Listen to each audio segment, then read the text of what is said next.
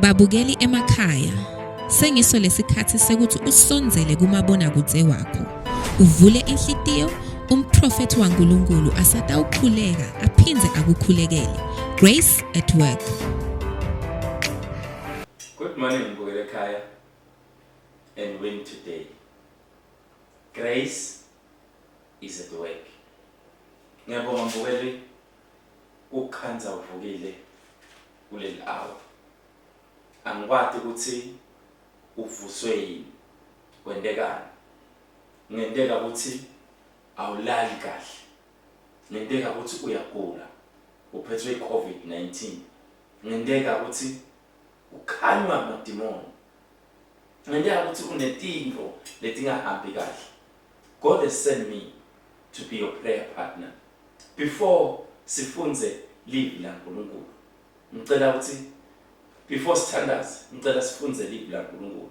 Encwadini ya Exodus chapter 12. Sitafunza verse 12 and 13. For I will pass through the land of Egypt this night, and I will smite all the firstborn in the land of Egypt, both men and beast, and against all the gods of Egypt I will execute judgment. I am the Lord. Verse 13. And the blood shall be on you, shall be to you for a token upon the houses, and you are where you are. And when I see the blood, I will pass over you. The plague shall not be upon you to destroy you when I smite the land of Egypt. Mbukele Khaya, solo sikhuluma ngemandla engadi, the power of the blood of Jesus. La sifunza khona lithi le Bible, uNkulunkulu ukhuluma naMose uthi le ngelozi yekubulala nayihamba namhla ebusuku itabe ibulala wonke ema-firstborn, ibulala newetilwane, ibulala nato tonke tithixo letikhona in the land. Verse 13 uthi, but nasi vumelwano sami nawe, utawubeka ingadi emnyango lengelozi yekufa, nayibona lengadi itawendlula. When the angel of death see the blood at the doorpost, it shall pass over you. Why? Because there is power in the blood.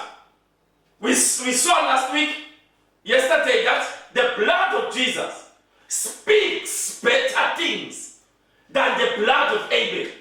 Lengati le tabe imerola, utabe ilibulawa. Yona itabe iti mercy. Yona itabe iti second chance. Angwati Mbukele Khaya kuti nguthola unjani kwendekani. But simo asihambi kahle. Ingelozi yebumnyama yehlile yabhubhisa. Ibhubhisa emabhizinisi, ibhubhisa imishado, ibhubhisa ihealth, ne-COVID-19 iyabulala mhlambe nje umbukela uyagula tinto atihambi kahle.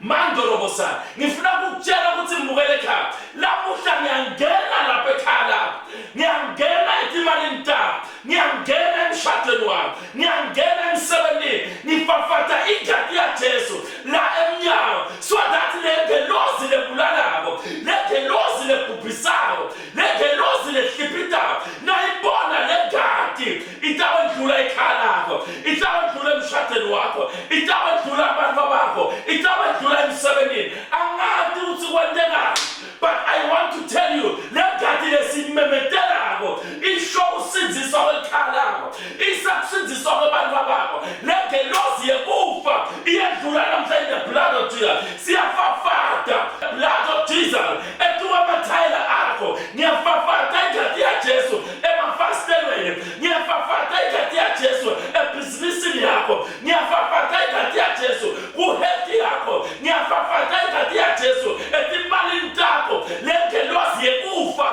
itawendlula in the the blood of Jesus. Itawandlula in the blood of Jesus. I am here to announce, escape today by the blood of Jesus.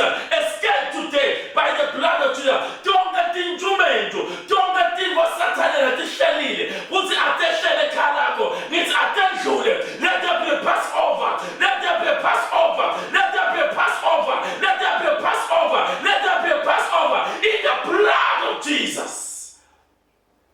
You are exempted from calamity. You are exempted from COVID-19. You are exempted from sickness and disease. You are exempted from all challenges. In the name of Jesus. Your time is now. Nambona lengadi. Ngidawendlula. Iyendlula ingelo sekufa. Lengoti yemoto bekumele ekhalako namhla iyendlula lokugula bekumele kwendeke ekhalako namhla kuyendlula letimo bekumele tende ekhalako namhla kuyendlula. The blood of Jesus is speaking better things. In Jesus' mighty name I pray. Babelone mandla onke. Thanazela umbukele ekhaya. Angathi sikwendekani. Ngima naye asabamba iTV. Ngima naye asasukuma embhedeni. Ngosi asathinza lengadi. Timo lebe timfanele. Lebe kumele tehlele tuwakhe. Namhla tiyendlula. For no weapon formed against her that shall prosper. As she's touching the TV, in the blood of Jesus, in the name of Jesus, let the blood of Jesus be a token of God in the house, in the name of Jesus. See for the 17 bene as he pills on Alengati. See for the 17 bene as he pills in COVID-19. Be healed in the blood of Jesus. Be healed in the blood of Jesus. Sick asthma, be healed. Headache, be healed. Fibroids, be flushed out by the blood of Jesus. Fibroids, be flushed out by the blood of Jesus.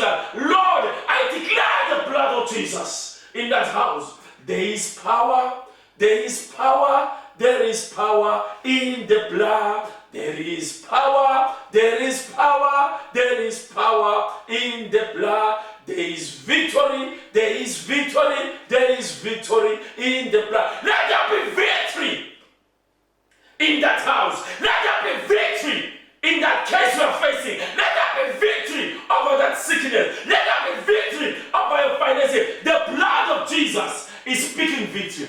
Lalela mbukelekhaya. Lengakhatsuku kushikika patoza. Lengathi sengibhece emafastelweni. Ngibhece emnyango. Ngibhece konke lakhaya lakho. You are free. Nalabe kokulu phethwe iCovid. Hamba usuku unathe mandi. La mandi lotobo wanatha nyanga. They are the blood of Jesus. And you are healed. Send us testimonies. Congratulations. Congratulations. Congratulations. In Jesus' name. Amen. Siyabonga ukuthi uhlanganyele kunye nathi. Siyati ukuthi impilo yakho soyithinzile nguNkulunkulu. Hlanganyela nemprofeti kusukela ngalesibili kuya kumgcibelo nga-12 kuya ku-12:15 ekhathi nebusuku. Grace at Work. Fellowship with us every Sunday at Grace Center, Spofanini Gamkoki at 10 a.m. Tuesdays, we have a healing, prophecy and deliverance service which starts at 12 p.m. to 2 p.m. On Wednesdays, we are at Spofanini Gamkoki from 11 a.m. On Thursdays, we are at Grace Center, Nhlangano, opposite Build It, next to Puma Filling Station. Starts at 6 p.m. Grace at Work.